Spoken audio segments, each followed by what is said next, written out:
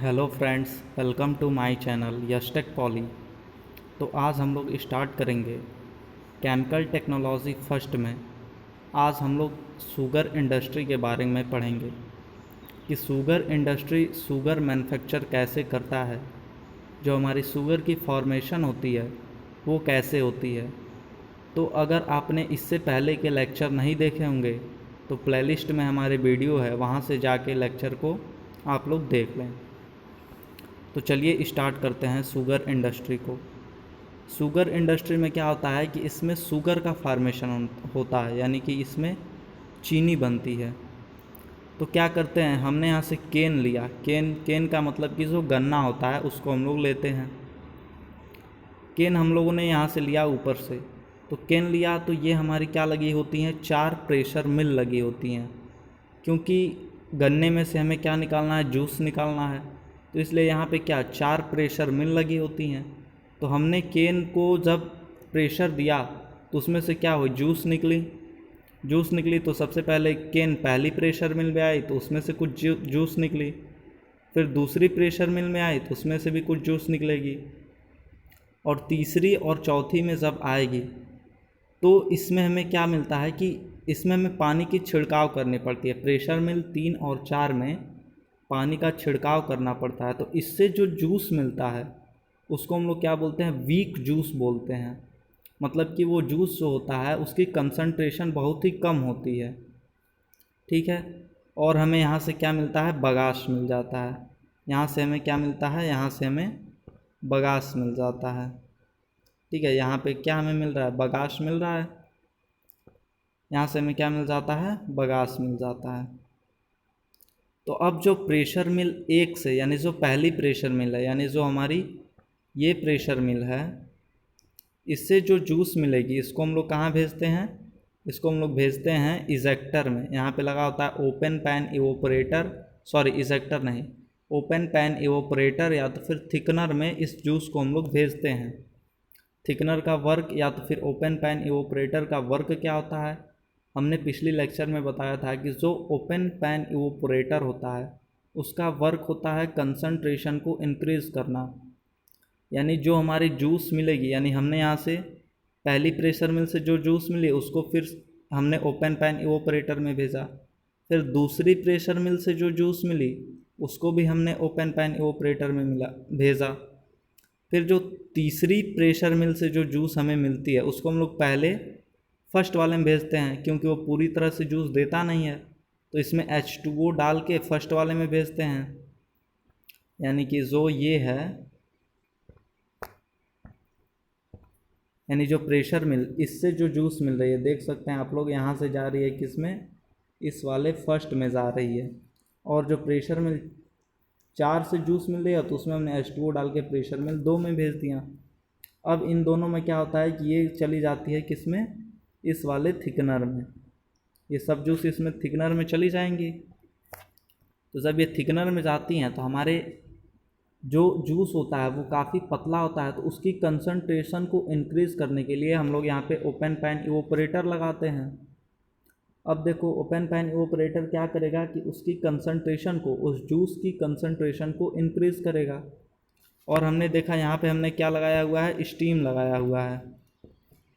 यहाँ पे हम लोगों ने क्या लगाया हुआ है, स्टीम लगाया हुआ है। तो स्टीम क्या करता है कि जो हमारी जूस मिलेगी उसको क्या करेगा, हीट करेगा। तो हीट करेगा तो उसमें जो इम्प्योरिटीज़ होंगी, यानी उसमें जो अशुद्धियाँ होंगी वो ख़त्म हो जाएंगी। और उन अशुद्धियों को साफ़ करने के लिए, यानी उन अशुद्धियों को क्लीन करने के लिए हम किसका यूज़ करते हैं।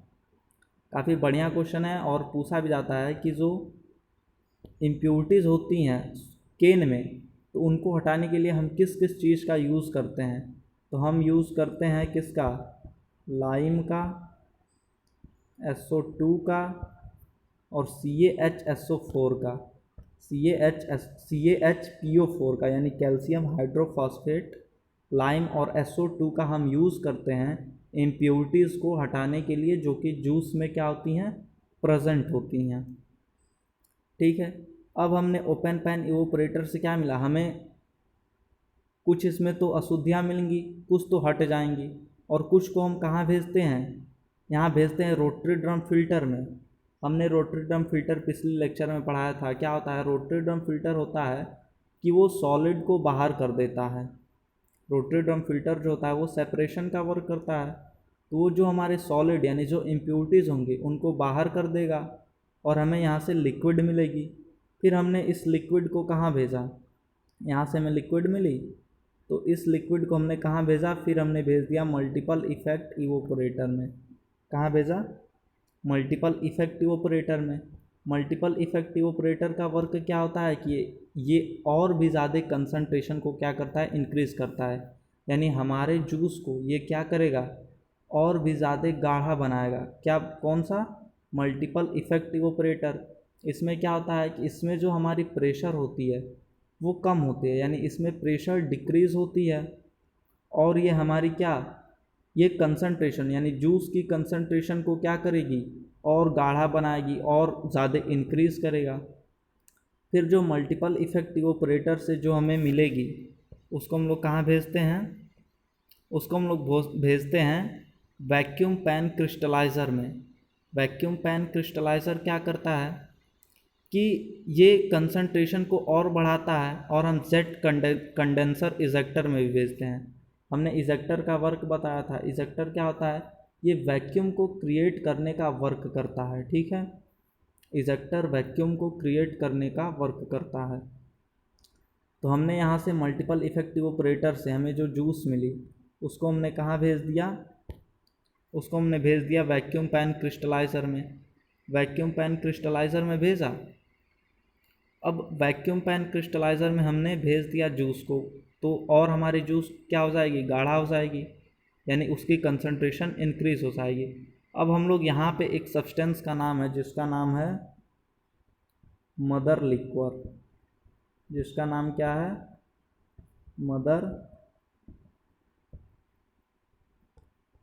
Mother liquor. यहाँ पे हम वैक्यूम पैन क्रिस्टलाइज़र में क्या डालते हैं? मदर लिक्वर डालते हैं, जो कि ये क्या है? सब्सटेंस है। तो यहाँ पे हमने वैक्यूम पैन क्रिस्टलाइज़र में क्या डालते हैं? मदर लिक्वर डालते हैं। तो अब इससे जो हमें जूस मिलती है उसको हम लोग कहाँ भेजते हैं? हाई स्पीड बास्केट सेंट्रीफ्यूगल में।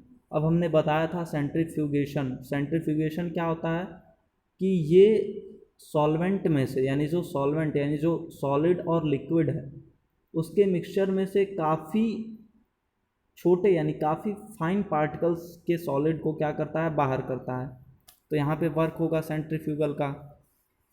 तो यहाँ से हमने हाई स्पीड बास्केट सेंट्रीफ्यूगल में अपने जूस को भेजा तो यहाँ पे क्या होता है? जैसे हम मदर लिक्वर डालते हैं इसमें, जैसे हम हाई स्पीड सेंट्रीफ्यूगल में क्या डालें? मदर लिक्वर डालते हैं। यहाँ पे जैसे ही हम मदर लिक्वर डालते हैं, क्या डालें? मदर लिक्वर डालते हैं। यहाँ पे हम जैसे ही मदर लिक्वर डालते हैं तो क्या होता है? हमारे क्रिस्टल्स की फार्मेशन शुरू हो जाती है, यानी जो हमारी शुगर है वो क्या होती है? बनने लगती है। तो यहाँ से हमें क्या मिल जाता है? शुगर मिल जाता है। तो यहाँ से हमें क्या मिल जाता है? जो हमें प्योर शुगर चाहिए था वो मिल जाता है। शुगर के यहाँ से हमें क्रिस्टल्स मिल जाते हैं। ठीक है, और जो हमारी मदर लिक्वर बची हुई होती है, तो मदर लिक्वर को हम फिर से किसके लिए भेज देते हैं? फिर से हम यहाँ पे डाल देते हैं। तो फिर से क्या होता है? मदर लिक्वर हमारी यूज़ हो जाती है, फिर से वो क्रिस्टल्स बनाने के काम में आ जाती है। और जो यहाँ पे हमारा बगास बच रहा था, जो यहाँ पे हमारा क्या बच रहा था, जो यहाँ पे आप लोग देख सकते हैं, यहाँ पे जो बगास बच रहा था उसका हम लोग यूज़ करते हैं इलेक्ट्रिसिटी को क्या करने के लिए? प्रोड्यूस करने के लिए। तो ये था आप लोगों का शुगर इंडस्ट्री की शुगर कैसे बनता है।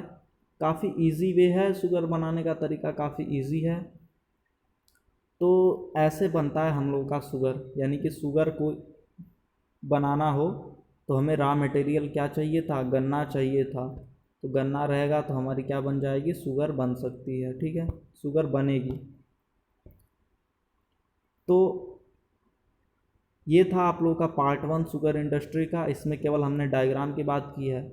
अगले लेक्चर में हम लोग देखेंगे उसके थियरी के बारे में। और शुगर का फार्मूला आप लोग देख सकते हैं। जो शुगर का फार्मूला होता है मॉलिक्यूलर फार्मूला वो होता है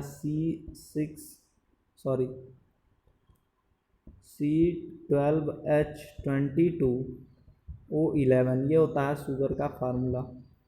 शुगर को ही हम लोग क्या सक्रोज भी बोलते हैं, ठीक है। तो ये होता है C12H22O11, इसका होता है मॉलिक्यूलर फार्मूला। तो आप लोगों को अगर यह लेक्चर समझ में आया हो तो प्लीज़ वीडियो को लाइक, सब्सक्राइब एंड शेयर ज़रूर करें, और कमेंट बॉक्स में ज़रूर बताएं कि आपको ये वीडियो कैसी लगी। Thank you so much.